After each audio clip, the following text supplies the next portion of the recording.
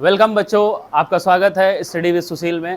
आज हम लोग क्लास 10 का second chapter nationalism in India पढ़ने जा रहे हैं और काफ़ी आपको मज़ा आने वाला है इस चैप्टर में। काफ़ी इंटरेस्टिंग क्लास होने वाली है हिस्ट्री के पॉइंट ऑफ व्यू से, क्योंकि बच्चों आप सभी को पता है हिस्ट्री केवल एक सब्जेक्ट ही नहीं है, एक लर्निंग है। हिस्ट्री को हिस्ट्री की तरह ना पढ़ के एक लर्निंग की तरह आप पढ़ें। इतिहास को पढ़ना ज़रूरी नहीं है, इतिहास का टॉपिक लिखना ज़रूरी नहीं है।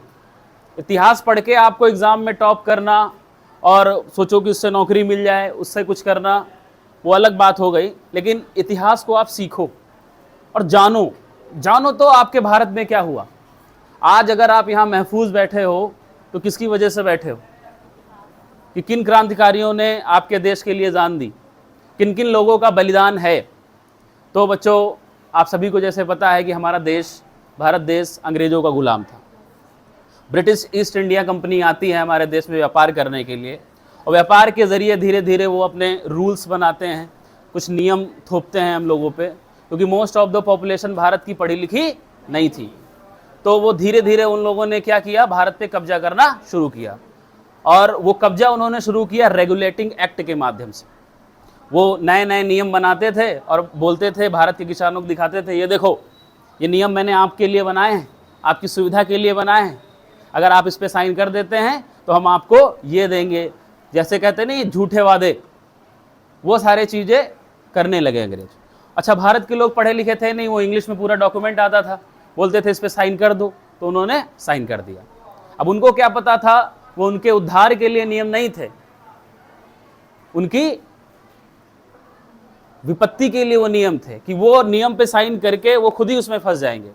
तो धीरे धीरे ऐसे वो एक्ट बनाते गए, हमारा भारत देश गुलाम हो गया। हम लोग अंग्रेजों के क्या हो गए, गुलाम हो गए। अच्छा, अब कब तक कोई चीज बर्दाश्त की जाएगी? कभी ना कभी तो बर्दाश्त के बाहर होगी। तो वैसे ही एक क्रांति उठी थी सबसे पहले 1857 में, 1857 में। तरीक स्टॉप कर दो। तो बच्चों धीरे धीरे हम लोग गुलाम होते गए। जैसे मैं 1857 की क्रांति की बात कर रहा था कि अगर वो क्रांति सफल हो जाती तो हमें 1857 में ही आज़ादी मिल जाती। अच्छा, 1857 की क्रांति के कुछ नाम आप लोगों को बड़े याद होंगे, जैसे रानी लक्ष्मीबाई, मंगल पांडे, और बिहार से जगदीशपुर से लड़े थे कौन, कुंवर सिंह, वेरी गुड। और पता है वो 85 साल का व्यक्ति था, और 85 साल के व्यक्ति ने जिस कदर अपनी वीरता दिखाई है, इतिहास के पन्नों में उसका नाम अब स्वर्णिम अक्षरों से लिखा गया है। जिस वीरता के साथ आजकल 85 साल के व्यक्ति क्या करेंगे, मुंह में दांत नहीं होते उनके, ऐसे ऐसे कांप के चलते हैं। वो 85 साल के व्यक्ति ने अंग्रेजों को धूल चढ़ा दी थी। बस कमी एक चीज ये रह गई थी कि जो क्रांति हुई थी वो पूरे देश में एक साथ क्रांति नहीं हुई, अलग अलग छुटपुट क्रांति हुई। जैसे लखनऊ में बेगम हजरत महल का नाम सुना है? उनका नेतृत्व था लखनऊ में, उन्होंने किया। और बिहार से जगदीशपुर से कुंवर सिंह ने किया था, और रानी लक्ष्मीबाई ने किया था झांसी से। तो ये जो क्रांतियां जैसे एक जगह उठती थी तो अंग्रेज जाके उनको दबा देते थे, जब दबा देते थे तब दूसरी जगह उठती थी, फिर वहां दबा देते थे तो तीसरी जगह उठती थी, क्योंकि अंग्रेजों के पास हथियार थे, तोपें थी, टेक्नोलॉजी उनके पास थी, और हम लोगों के पास क्या था, तलवार ही तो थी। इतनी टेक्नोलॉजी कहाँ थी? लेकिन हाँ, संख्या हमारी ज़्यादा थी। लेकिन उस ज़्यादा संख्या के होने का क्या फ़ायदा जब क्रांति अलग अलग ही उठ रही हो। यहाँ से 50 लोगों ने क्रांति उठाई, अंग्रेज आए, बंदूक के दम पे वो क्रांति को शांत कर दिया। अब सोचिए, अब जब 50 लाख एक साथ लोग क्रांति करते तो उसको दमन कर पाना, उसको रोक पाना आसान था? रोक ही नहीं पाते। इतनी सेना कहाँ लाते? वो एक सेना एक जगह पे ही तो रह सकती थी। यही सबसे बड़ी भूल हुई। और क्रांति में बड़े बड़े जमींदारों ने भाग नहीं लिया, राजा रजवाड़ों ने भाग नहीं लिया। यही 1857 की क्रांति का सबसे विफल कारण था। अगर सभी लोग, समाज के हर एक वर्ग ने हथियार उठा लिया होता अंग्रेजों के खिलाफ, तो शायद हमें 1857 में ही आज़ादी मिल जाती। और वो ऐसी क्रांति थी कि देश में ऐसी क्रांति पहली बार आई थी। अंग्रेज भी लड़खड़ा गए थे कि ये क्या हो गया भारतीयों को, और कितना कब तक कोई बर्दाश्त करेगा। मैं आके आपको रोज रोज टॉर्चर करूं, आऊं थप्पड़ मार दूं, आऊं बोलूं ये काम करो, और आप काम करने लग जाओ, काम करने के बाद फिर मारूं आपको, 2 कोड़े 3 कोड़े मारने लगूं, तो आप कब तक बर्दाश्त करोगे? बर्दाश्त की एक सीमा होती है ना, एक ना एक दिन सब्र का बांध टूटेगा और आप आवाज उठाओगे। और वैसे ही आवाज उठाई थी सबसे पहले मंगल पांडे ने। मंगल पांडे सेना में भर्ती थे, सिपाही थे वो। अच्छा, आप को तब तक कुछ नहीं होगा जब तक आपकी आस्था को ठेस ना पहुंचे, और धार्मिक आस्था सबसे बड़ी आस्था होती है। ये चिंगारी तब तक नहीं उठी थी जब तक बात धर्म पे नहीं आई थी, और जिस दिन ये धर्म पे बात आ गई उसी दिन वो क्रांति हो गई। सभी लोग अपने आप को धर्म के लेके बहुत सेंसिटिव होते हैं। अब आपके पास एक टाइम पे पैसा आ जाएगा, पावर आ जाएगा, तब आप जानते हो क्या करोगे? तब आप धार्मिक हो जाओगे, अपने धर्म का प्रचार करना शुरू कर दोगे। जैसा पुर्तगाली भी सबसे पहले भारत आए, उन्होंने भी अपने धर्म का प्रचार किया, अंग्रेज आए, उन्होंने भी अपने धर्म का प्रचार किया, और जब बात धर्म पे आ गई तब भारतीयों ने बिल्कुल भी नहीं सुना। मंगल पांडे ब्राह्मण थे। अच्छा, उस समय इनफील्ड राइफल्स का यूज़ होने लगा था। अच्छा, हमारे जो भारतीय सेना थी वो मैक्सिमम जो भारतीय थे, उसमें सैनिक कौन थे? भारतीय थे, लेकिन लीड कौन करता था? अंग्रेज। तो वो जो नई इनफील्ड राइफल आई थी उसमें जो कारतूस लगती थी, उस कारतूस पे एक चर्बी लगती थी, और कहना था कि वो चर्बी जो थी वो गाय के मांस की और सूअर के मांस की बनी हुई थी। अच्छा, गाय हिंदुओं में बहुत पवित्र मानी जाती है, हम लोग पूजा करते हैं, गाय हमारी माता है, आप सभी लोगों ने पढ़ा है, और आपने अपने घरों पे भी देखा होगा कितनी ज़्यादा पवित्र होती है गाय हमारे लिए। और मुसलमानों में जो सूअर होता है वो हराम होता है, सूअर का नाम लेना भी उनमें हराम है, कि सूअर का नाम भी अगर कोई ले ले तो वो लोग ऐसे करे, सूअर का नाम कैसे ले लिया तुमने? तो ये दोनों ही धर्मों को ठेस पहुंचा रहे थे। अच्छा, तब हमारा देश कोई 2 भागों में थोड़े बटा था कि हिंदुस्तान अलग था, पाकिस्तान अलग था। तब तो हमारा एक भारत था, अखंड भारत, और उस अखंड भारत में हिंदू भी रहते थे और मुसलमान भी रहते थे। तो जब ये पता चला कि उसमें सूअर और गाय के मांस की चर्बी लगी हुई है, ये बात बिल्कुल आग की तरह फैल गई सभी सैनिकों में। अच्छा, सैनिक का मतलब उसमें हिंदू भी थे, मुसलमान भी थे। हिंदुओं की आस्था ठेस हुई गाय के मांस को लेकर, और मुसलमानों की आस्था ठेस हुई सूअर को लेकर। ठीक है, तो यहां से चिंगारी स्टार्ट हुई। 9 मई का दिन था, मेरठ में बैरकपुर छावनी थी।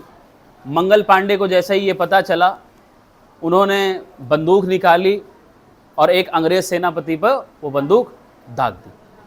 हटसन नाम था उनका, और हैरसे नाम के सेनापति को मंगल पांडे की बाजुओं में इतनी ताकत थी कि अपनी बाजुओं में लपेट कर उनकी हत्या कर दी। और वहीं से वो चिंगारी उठी, और वो चिंगारी उठ के फिर सब गई दिल्ली। जितने भी सैनिक थे, हिंदू मुसलमान, वो सब एक हो गए। और कहते हैं 1857 की जो क्रांति हुई थी उसमें जो एकता देखने को मिली थी हिंदू और मुसलमान की, वैसी एकता केवल एक बार देखने को मिली थी असहयोग आंदोलन में, और खिलाफत आंदोलन में भी देखने को मिली। जितनी एकता 1918 और 1857 में देखने को मिली, वैसी हिंदू मुसलमान जैसी एकता कभी भी देखने को नहीं मिली। तो हिंदू मुसलमान जितने भी थे वो सब एक साथ आ गए, आक्रोश में आ गए कि अब तो इनको हम नहीं छोड़ेंगे, अब बर्दाश्त से। अब धर्म के खिलाफ बहुत लोग सेंसिटिव होते हैं। आप इंसान को छेड़ो, थप्पड़ मार दो, ठीक है, लेकिन अगर धर्म पे बात आ गई तो वो नहीं छोड़ता है। तो ये 1857 की जो व्यापक क्रांति स्टार्ट हुई, सबसे पहले कहाँ स्टार्ट हुई थी? मेरठ में। फिर उसके बाद ये क्रांति धीरे धीरे ये सब सैनिक कहाँ पहुँच गए? दिल्ली में। उस समय दिल्ली के जो शासक थे वो बहादुर शाह जफर थे। तो बहादुर शाह जफर बूढ़े हो चुके थे। अच्छा, जो जिस लीडर की जरूरत थी वो लीडर नहीं मिल पा रहा था, अदरवाइज वो क्रांति हमारी सफल हो जाती। अगर आपको युद्ध जीतना है ना, तो आपके पास एक बेहतरीन लीडर होना चाहिए। कहते हैं सेना तभी अच्छी होती है जब सेना का सेनापति मजबूत होता है। अगर सेनापति ही कमजोर है तो वो सेना कभी भी जीत नहीं सकती। तो एक लीडर की भी कमी थी। 1857 की असफलता की जो क्रांति है, उसमें एक पॉइंट आप ये भी लिख सकते हो कि एक अच्छे लीडर की कमी थी, नेतृत्व तो अच्छा नहीं मिल पा रहा था। और दूसरा जो कारण है हमारा, वो क्या था कि जो क्रांति थी वो एक जगह से शुरू होती थी और दूसरी जगह, वो क्रांति एक साथ नहीं शुरू हुई। सभी जगहों पर क्रांति एक साथ शुरू होनी चाहिए थी। और तीसरा जो कारण है असफल होने का 1857 की क्रांति का, कि समाज के सभी वर्गों ने इस पे भाग नहीं लिया। केवल किसानों ने भाग लिया था, गरीब मजदूरों ने भाग लिया था, न जमींदारों ने भाग लिया, न राजा रजवाड़ों ने भाग लिया। बहुत सारे राजा रजवाड़े थे, होलकर, सिंधिया, भोसले, ये सब लोगों ने भाग, जो समाज में उच्च वर्ग के लोग थे, उन्होंने 1857 की क्रांति में भाग नहीं लिया। समझ गए? तो यही था असफलता का कारण। अब बच्चों हम अपने पुराने टॉपिक पे वापस आ जाते हैं कि एक बार फिर से चिंगारी उठी भारत में राष्ट्रवाद की, और वो चिंगारी उठी एक इंसान से जिसका नाम है महात्मा गांधी। महात्मा गांधी सबसे पहले लंदन जाते हैं अपनी पढ़ाई के लिए। लंदन में उनकी पढ़ाई वगैरह पूरी होती है, फिर वो भारत आते हैं। अब जब वो भारत आते हैं तो दादा अब्दुल्ला थे, उनका केस लड़ने उनको साउथ अफ्रीका भेजा जाता है। कहाँ भेजा जाता है? अच्छा, गांधी जी साउथ अफ्रीका जा रहे थे। मारिट्सबर्ग नाम का एक रेलवे स्टेशन था। किस नाम का था? वहां पर गांधी जी को धक्के मार के उस स्टेशन से बाहर निकाल दिया। और इसलिए निकाल दिया क्योंकि गांधी जी काले थे। क्या थे? काले। गांधी जी गोरे नहीं थे, गांधी जी क्या थे? काले। तो गांधी जी को उस बात पे बहुत ज्यादा गुस्सा आ गया। गांधी जी ने ये सोचा कि बताओ, मेरे रंग की वजह से मुझे ट्रेन से धक्के मारकर बाहर निकाल दिया गया। मेरी योग्यता को उन्होंने नहीं देखा कि मैं एक बैरिस्टर हूं, एक पढ़ा लिखा वकील हूं। मेरी पढ़ाई लिखाई नहीं देखी, बस क्या देखा? मेरा रंग। तो गांधी जी ने कसम खाई कि ये जो रंग भेद की नीति साउथ अफ्रीका में चल रही थी, वहां पे मैं ये रंग भेद की नीति को खत्म कर दूंगा। अब सोच लो गांधी जी कितने बढ़िया लीडर थे। उनमें क्या काबिलियत थी कि अपने देश में नहीं, दूसरे के देश में उनका अपमान हुआ तो वहां पर जिस वजह से अपमान हुआ था उस व्यवस्था को वो खत्म कर देंगे। तो गांधी जी ने कसम खाई कि ये जो रंग भेद की नीति अफ्रीका में चल रही है, मैं उसको जड़ से उखाड़ के फेंक दूंगा। अच्छा, अफ्रीका में क्या होता था? भारतीयों के साथ बहुत भेदभाव भी होता था। यहाँ के जो भारतीय थे, हिंदू थे, मुसलमान थे, ये सब लोग जाते थे वहाँ पर काम करने। तो ये कलर डिस्क्रिमिनेशन होता था वहाँ पर, जिसको रंग भेद बोलते हैं, कि कलर के आधार पर भेदभाव। तुम गोरे हो तो तुमको अच्छा काम मिलेगा, तुम काले हो तो तुमको गंदा काम मिलेगा। वॉशरूम साफ करो, ये करो, और मार पीट भी खाओ उनकी, मारते भी थे। बहुत ही अत्याचार उनके साथ हो रहा था। काम करा लिया, पैसे नहीं दिए। तो गांधी जी ने वहां पर मूवमेंट छेड़ दिया, और वहीं पर भी गांधी जी ने अपना पहला आश्रम बनाया था, फिनिक्स आश्रम जिसको बोलते हैं। ठीक है। अच्छा, जब गांधी जी इतना कुछ कर रहे थे, तो जाहिर सी बात है उसकी कहीं ना कहीं भनक भारत में तो लगेगी ही। सोचो, भारत के बाहर जाकर एक आदमी इतना अच्छा लीडर बन के निकल रहा है कि वहां पे जो रंग भेद की नीति है उसको समाप्त करने की कोशिश कर रहा है, और गांधी जी ने समाप्त कर भी दी। और जैसे ही ये बात भारत में पता चली कि एक आदमी है अफ्रीका में, अफ्रीका में उसने आंदोलन किया, सबसे पहला सत्याग्रह उन्होंने अफ्रीका में ही किया था, और इतना ताबड़तोड़ आंदोलन किया कि वहां पे जो ये बुराइयां फैली हुई थी उसको जड़ से खत्म कर दिया। अब गांधी जी का तो जलवा हो गया भाई। भारत के न्यूज़पेपर में हेडिंग पढ़ने लगी, Gandhi ji is a great leader. अब भारत को एक लीडर की ही तो जरूरत थी। 1857 की क्रांति में किसकी जरूरत थी? लीडर। और वही लीडर मिल नहीं पा रहा था। अब जितने भी भारतीय थे वो अपने मासूम सी आंखों में भारत का लीडर किसको देखने लगे? गांधी जी को, कि ये आदमी भारत को अब आज़ादी दिला सकता है। एक इंसान चाहिए होता है, एक लीडर चाहिए होता है। जब आपके पास एक अच्छा लीडर होता है तो आपकी टीम डेफिनेटली जीतती है। अब लीडर ही कमजोर है तो आपकी टीम कभी जीतेगी? भारत के अखबारों में, भारत के न्यूज़पेपर में गांधी जी का नाम गूंजने लगा, और उसी समय 1915 में भारत में एंट्री होती है गांधी जी की। दादा अब्दुल्ला का केस लड़ा उन्होंने वहां पे जाके, और अफ्रीका में रंग भेद की नीति को जड़ से खत्म कर दिया। और भारत में किसका नाम गूंजने लगा? महात्मा गांधी जी। और जब 1915 में महात्मा गांधी भारत वापस लौटे तो ये बात है 1916 की। 1916। अच्छा, उस समय भारत में एक पार्टी थी कांग्रेस। कांग्रेस के अधिवेशन चल रहे थे, और 1916 में आपके लखनऊ में ही अधिवेशन हो रहा था। कहाँ हो रहा था? जिस जगह पर आप हो। आदर्श मॉन्टेसरी स्कूल कहाँ पे है? लखनऊ में। लखनऊ में कहाँ पे? बख्शी तालाब। और बख्शी तालाब में आप क्या पढ़ रहे हो? Nationalism in India. क्या पढ़ रहे हो? हाँ। और अब बात आती है 1916 की। कांग्रेस का क्या चल रहा था? अधिवेशन। कहाँ पे चल रहा था बच्चों? कांग्रेस अधिवेशन। आरसी मजूमदार इसके अध्यक्ष थे। कौन थे? समझ में आया कि नहीं आया? अब यहां पर उस समय चंपारण में एक गड़बड़ चल रहा था। चंपारण में वो गड़बड़ चल रहा था, चंपारण में चल रही थी तीन कठिया पद्धति। कौन सी? तीन कठिया। और चंपारण बच्चों कहाँ है? बिहार में। कहाँ है? तो बिहार के चंपारण में तीन कठिया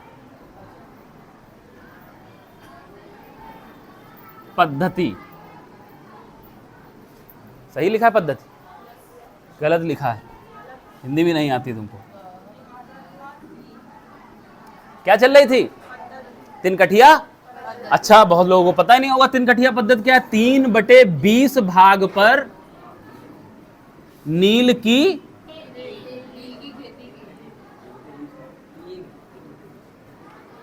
3/20 3/20 भाग पर नील की खेती करना अनिवार्य था। क्या था बच्चों? अनिवार्य था। अब देखो अंग्रेज कितने बदतमीज थे। जूतों से मार खाने वाला काम कर रहे थे कि नहीं? जमीन आपकी, मेहनत आप करो, हल आप चलाओ, उस पे पसीना आप बहाओ, खून आप बहाओ उसमें, और चलेगी किसकी? अंग्रेजों की। अंग्रेजों ने बोल दिया कि 3/भाग पर नील की खेती करोगे और जितना भी प्रोडक्शन होगा वो हम रखेंगे। अच्छा, उस समय यूरोप में क्या हुआ था? आर्टिफिशियल नील बनना स्टार्ट हो गए थे। जैसे उजाला आप लोग नहीं लगाते हो कपड़ों में, वैसे उन्होंने बनाना स्टार्ट कर दिया था जितने भी यूरोपियन से। तो नील की खेती में अब उतना ज़्यादा फायदा नहीं होता था। अच्छा, एक कमी क्या थी नील की खेती में? कि अगर किसान नील की खेती करता था, उसकी ज़मीन जो थी वो बंजर हो जाती थी, फिर उपजाऊ नहीं रहती थी, तो किसानों को बहुत ज़्यादा नुकसान उसमें झेलना पड़ता था। अब सोच लो, आपका खेत, आप हल चला रहे हो, आप उसको सींच रहे हो, और प्रॉफिट कौन ले जा रहा है? ऐसे ऐसे तो नियम थे हमारे देश में। किसानों को रुला देने वाले तो नियम थे उसमें। तो इस बात का जिक्र राजकुमार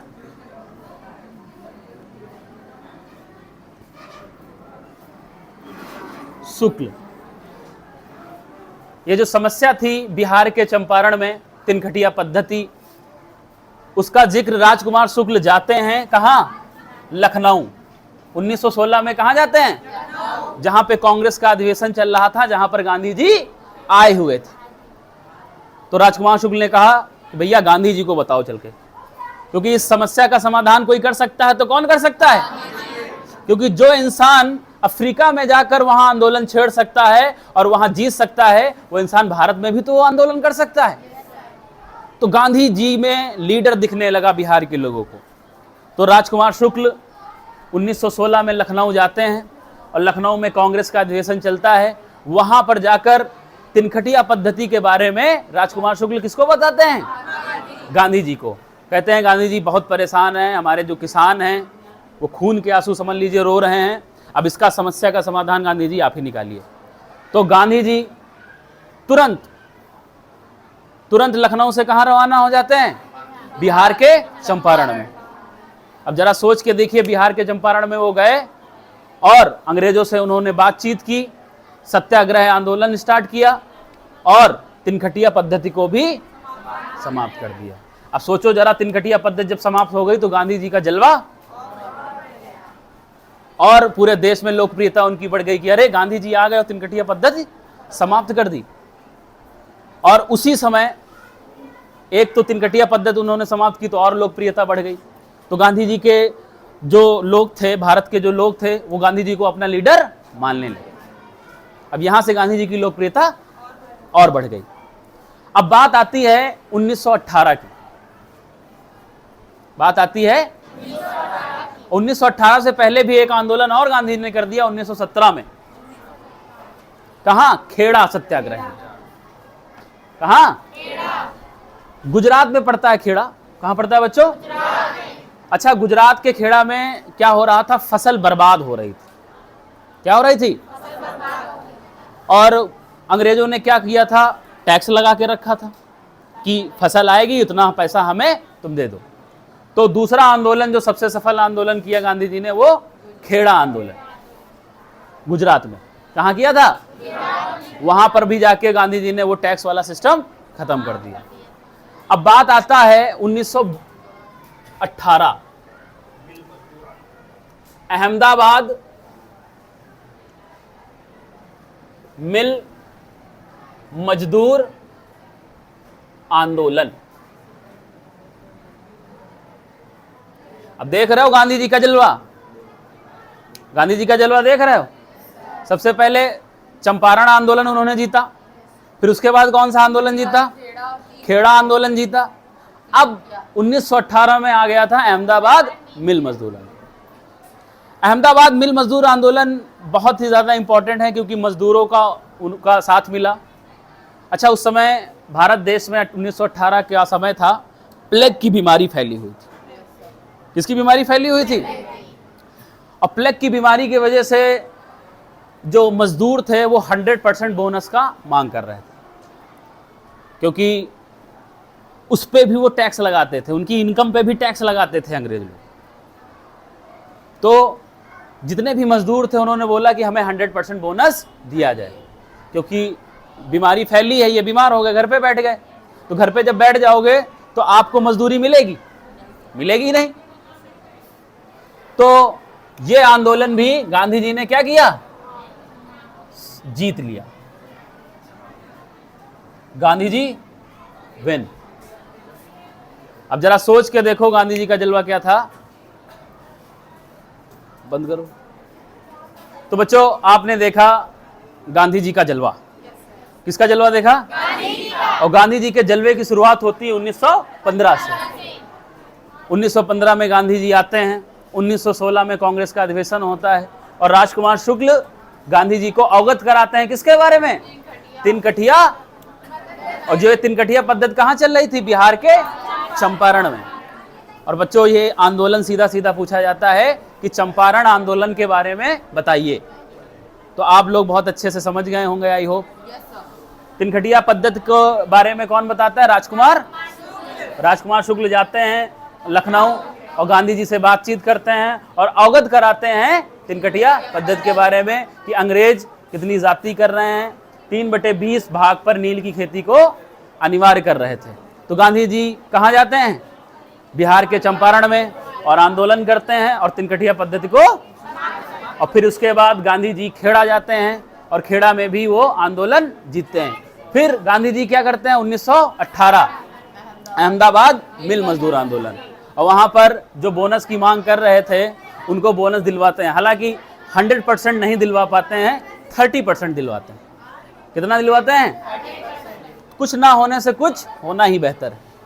अब बात आती है 1918 में एक और आंदोलन था, खिलाफत आंदोलन। अभी वीडियो में जो सबसे पहले जिसका जिक्र मैंने किया था कि हिंदू मुस्लिम एकता, जो सबसे व्यापक एकता देखने को मिली, वो 1918 में मिली। 1918 खिलाफत आंदोलन, ये भी बच्चों बहुत पूछा जाता है। खिलाफत आंदोलन, खिलाफत आंदोलन में लीडर बना दिया गया गांधी जी को। किसको बना दिया गया? गांधी जी को। समझते हैं खिलाफत आंदोलन था क्या? मिस्र में ऑटोमन एम्पायर था। ऑटोमन एम्पायर का मतलब वहाँ पे जैसे मुसलमानों में होता है खलीफा होते थे। कौन होते थे? और खलीफा सुप्रीम होता था।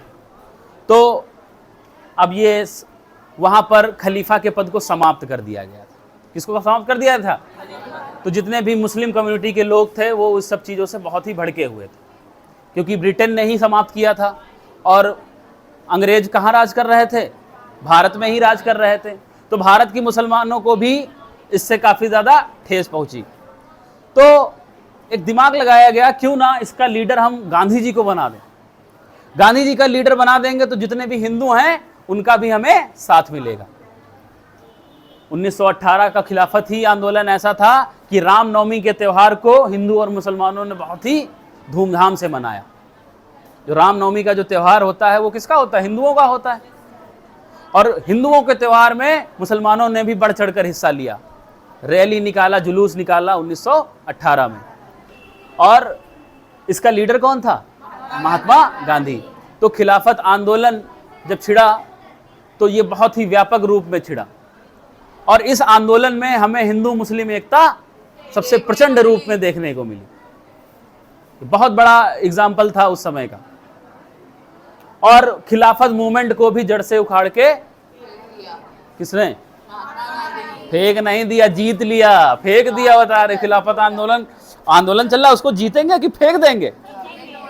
हाँ, तो हम जो बोलेंगे वो थोड़े ना बोलेंगे। आप लोग सही बोलेंगे। मैं आपको भटकाऊंगा कि आप गलत बोलो, लेकिन आपको गलत नहीं बोलना है, आपको सही बोलना है। समझ गए बच्चों? अब यहां से शुरुआत होती है। आप लोगों ने सुना होगा जलियांवाला बाग हत्याकांड, 13 अप्रैल 1900।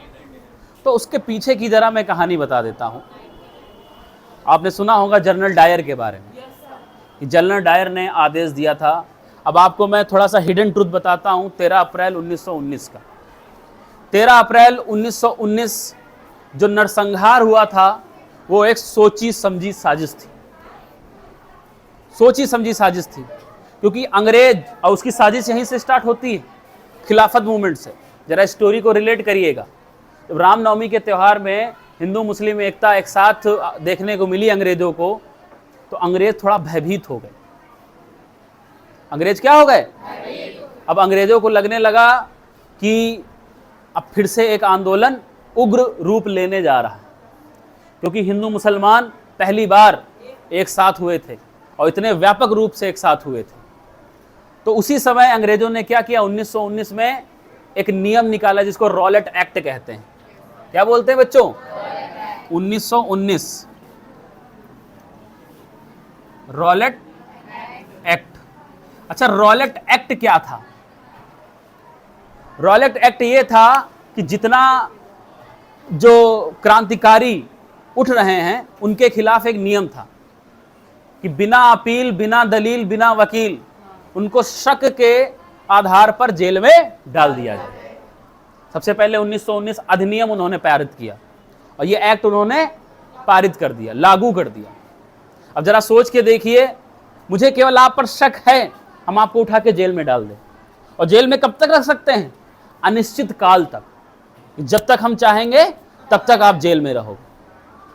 तो इसको काला कानून बोला गया। क्या बोला गया? काला कानून। और काला कानून है ही है कि नहीं? काला कानून कि मुझे केवल आप पर अगर शक हो तो शक के आधार पर हम आपको उठा के कहां डाल दें? और कब तक? अनिश्चित काल तक, कि जब तक हम चाहें। तो उसमें तो हम अपनी पर्सनल खुन्नस भी तो निकाल सकते हैं। हम बोल दें हमें इन पे केवल शक है बस, और शक के आधार पर हम उठा के।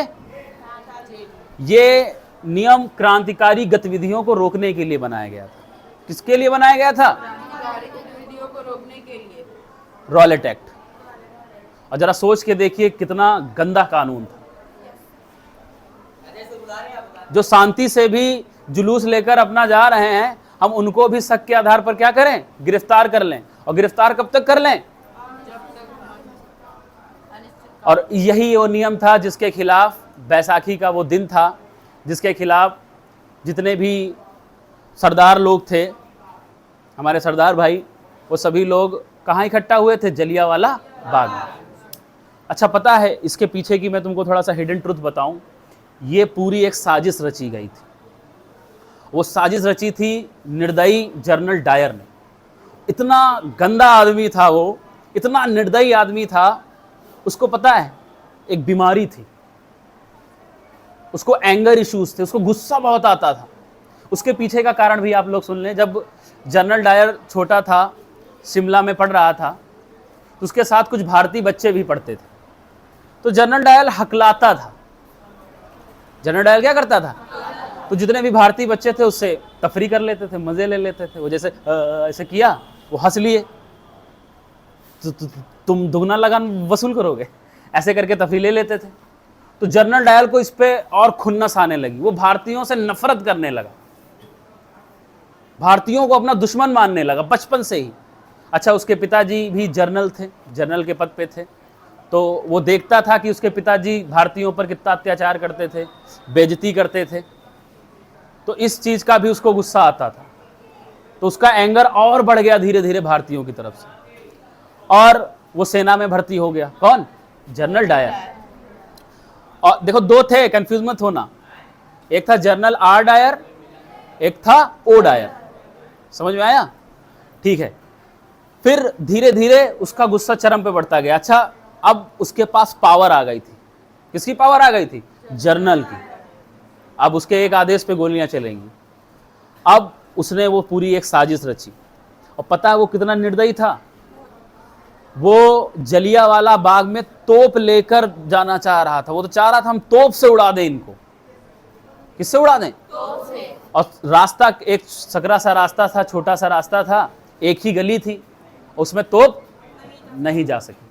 वरना सोच लो कितना निर्दयी आदमी था कि वो तोप से उड़ाना चाहता था भारतीयों को। उन भारतीयों को, बेचारे 5-5 साल के बच्चे बैसाखी का त्यौहार मना रहे थे,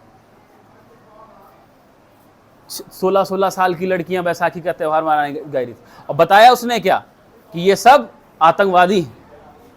उन्होंने बोला कि ये सब हथियार लेकर जलियांवाला बाग में इकट्ठा हुए हैं, इसीलिए हमने इन पे क्या किया? गोलियां चला दी, जबकि ऐसा कुछ भी नहीं था। 5 साल के बच्चा कौन हथियार लेगा? हैं? 5 साल का बच्चा हथियार चला पाएगा? उसका हथियार का मतलब पता है? 2-2 साल बच्चे जो गोद में थे, जिनकी माँ उनको गोद में लेके गई थी, बैसाखी का मेला था भाई, और मेले में बच्चे जाते नहीं हैं, छोटे से लेके बड़े तक आपको मेले में लोग मिलेंगे, और धूमधाम से उनका त्यौहार मनाया जाता है, बैसाखी का त्यौहार। और सिंगल रास्ता था, केवल एक सिंगल रास्ता था, और सोच लो उस रास्ते से वो तोप ले जाने की कोशिश कर रहा था। अगर वो रास्ता चौड़ा होता तो वो तोप लेकर जाता, और तोप जानता ही हो, तोप से उड़ाने की कोशिश की थी उसने। लेकिन किस्मत क्या ही कहें इसको, क्या ही किस्मत बोल लेंगे, बच्चे वैसे भी एक भी नहीं थे। और उसने आंकड़ा दिखाया कि 1000 से 2000 लोग मारे गए, जबकि ऐसा नहीं था। अब उसके पीछे का हिडन ट्रुथ मैं आपको बता दूं, आपकी रूह कांप जाएगी, आपकी रूह कांप जाएगी कि कितना निर्दयी था, कितना अंग्रेजों ने भारतीयों पर अत्याचार किया है। जरा सोच के देखो, वो 5 साल के बच्चों का क्या कसूर था, 12-12 साल की लड़कियों का क्या कसूर था, जो बैसाखी का त्यौहार मनाने उस ग्राउंड में गई थी, उस मेले में गई थी, और एक तरफ से गोलियां चलवा दी उसने। जनरल डायर शूट का ऑर्डर दे दिया, और जब लोग भागने लगे, गेट पर पहुंचने लगे, तो गेट पर भी उसने गोलियां चला दी। और इतना ही नहीं, इसकी निर्मम हत्या का जरा सिलसिला सुनिए। इतने में भी उसका पेट नहीं भरा, तो जो लोग अपनी जान बचाने के लिए कुएं में कूद गए थे, कुएं में गोलियां चला दी। जो लाशें बिछी हुई थी, एंड में जाकर उन पे खंजर भोंका गया, उन पे गोलियां चलाई गई कि कोई जिंदा तो नहीं बचा है। सोच लो कितनी निर्मम हत्या की गई थी, कितना नरसंहार हुआ था जलियांवाला बाग 1919। और अंग्रेजों ने उसको पता है क्या नाम दिया था? इस पे केस भी लड़ा गया था। अंग्रेजों ने इसका नाम दिया कि वो सब लोग आतंकवादी थे, हथियार के साथ इकट्ठा हुए थे जलियांवाला बाग में, तो हमारे पास कोई ऑप्शन नहीं था और हमने गोली चलाने का ऑर्डर दे दिया। आप लोग मेला जाते हो, हथियार लेके जाते हो क्या? तलवारें और बंदूक लेके मेला देखने जाते हो? सोच लो किस तरह का नरसंहार उन गधों ने किया था। और यहां तक नहीं, उनकी बॉडी को पता है कहां रखा गया था? उनकी बॉडी को 2-2 हफ्तों तक, 2-2 महीनों तक, सॉरी 2-2 महीनों तक सामने नहीं लाया गया। वो आंकड़ा दिखाया गया 1000 ही है। आ गए, आ रहे हैं, समझ गए कि नहीं समझ गए? 2-2 महीने तक उस पर अत्याचार किया। और बॉडी को कहीं नाले में बॉडी फेंक दी गई, कहीं नदियों में बॉडी फेंक दी गई। जिनके परिवार वाले थे, सोचो जरा, उनको बॉडी भी देखने को नहीं मिली। इतना ज़्यादा नरसंहार किया था। तो बच्चों, आज की क्लास में इतना ही। अब आगे चर्चा करेंगे नेक्स्ट क्लास में। तो आई होप आपको जलियांवाला बाग बहुत अच्छे समझ में आ गया होगा। 1919 13 अप्रैल 1900। और कहाँ हुआ था बच्चों जलियांवाला बाग? अमृतसर में। कहाँ हुआ था? ओके, थैंक यू, जय हिंद। और फॉलो कर लें इस चैनल को, और आदर्श मॉन्टेसरी स्कूल को ज़रूर ज्वाइन करें अगर आप बेहतर और अच्छी एजुकेशन चाहते हो तो।